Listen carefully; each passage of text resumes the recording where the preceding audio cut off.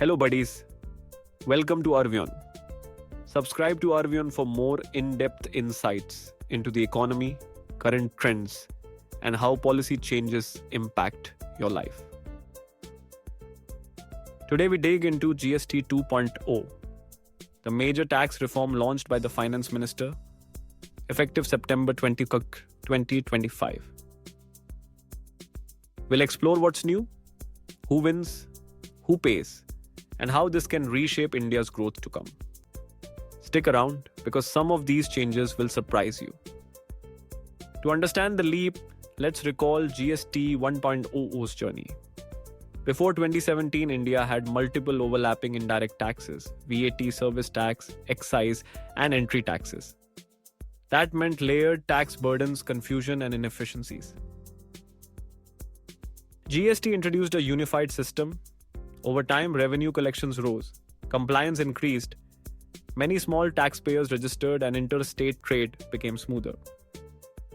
But GST 1.0 also had cracks. Multiple tax slabs, 5 or more in some categories, slower refunds, especially for exporters, technical issues in the GSTN portal, and confusion around classification of goods and services.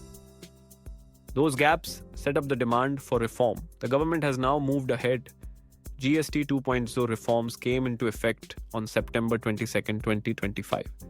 The intent is simplification, fairness, and stronger economic growth. Here are the key changes.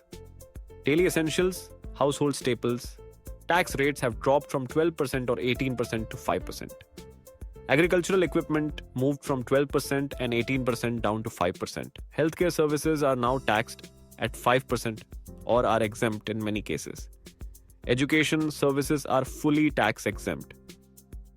Conversely, sin goods, including tobacco, pan masala, sugary drinks, premium beverages, etc., will face higher GST rates. Businesses manufacturing or retailing these goods must adjust pricing or margins. These shifts aim to reduce burden on everyday consumers and sectors that support livelihoods, while increasing tax on items that are discretionary or harmful.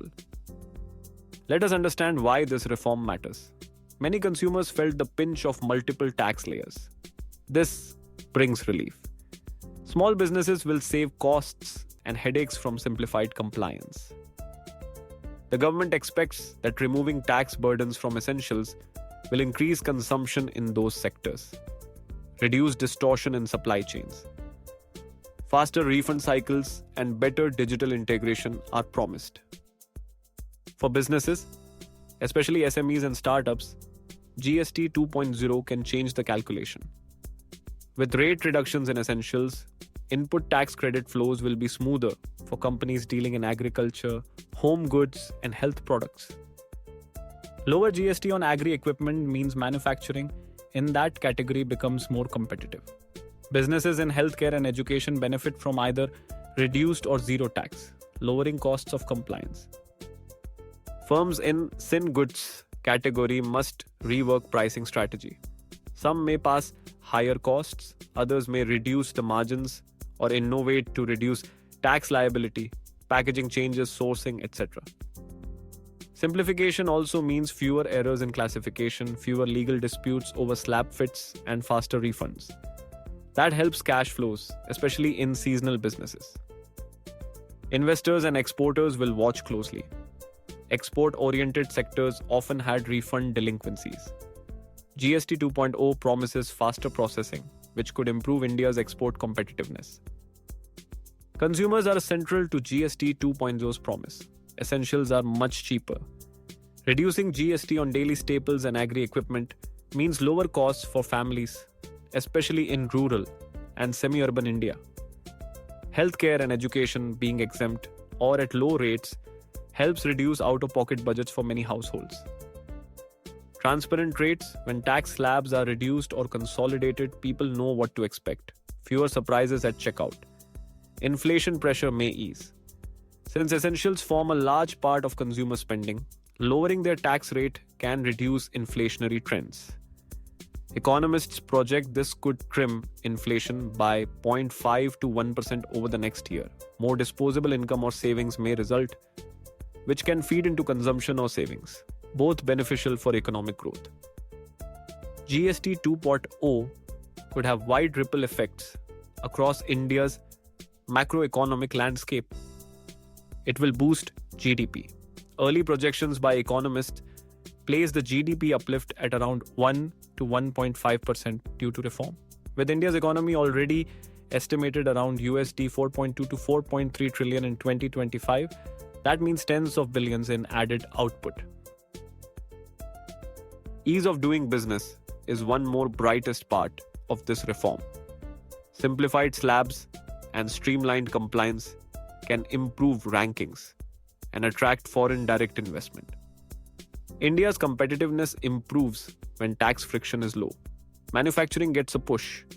With lower GST on inputs and machinery in certain sectors, Make in India gets stronger support. Industries like agriculture tools, small home appliances may see stronger domestic demand and exports.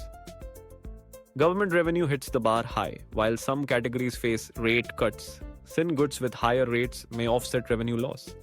Also, better compliance and reduced evasion may increase effective revenue collection. Let's look outward. Other countries that have simplified indirect taxes show what GST 2.0 aspires toward. Countries like Singapore or Australia have fewer tax slabs, stable rates, and easy refund mechanisms. Businesses there don't spend weeks resolving classification issues. In many developed economies, goods like education, healthcare are exempt or low taxed, a parallel to what India is doing now. Agri-equipment and basic staples tend to be lower taxed globally. India's move aligns with global fairness norms.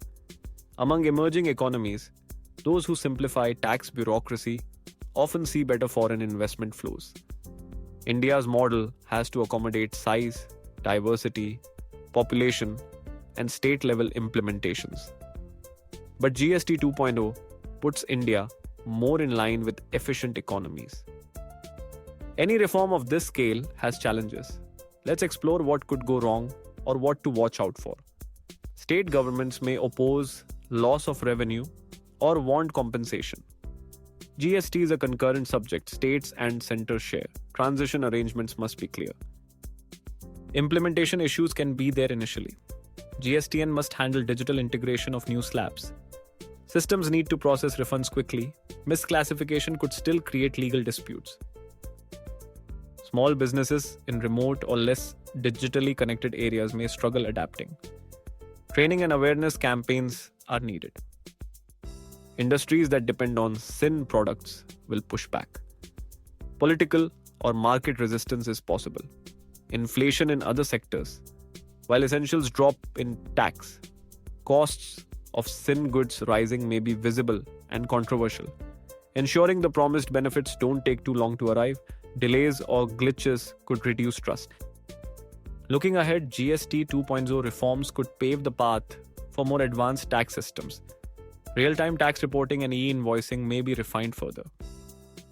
India might move toward a system where many tax decisions are automated or pre-filled. Use of AI, blockchain to reduce fraud.